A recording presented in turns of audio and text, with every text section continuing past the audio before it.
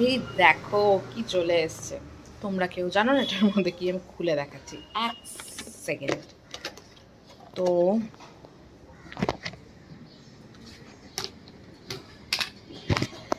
এখানটায় আছে lemon butter cookies.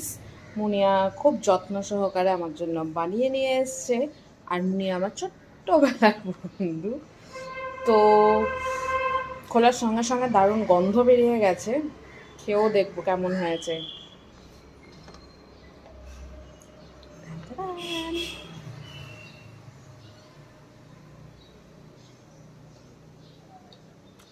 দারুণ হয়েছে, ফাটাফাটি।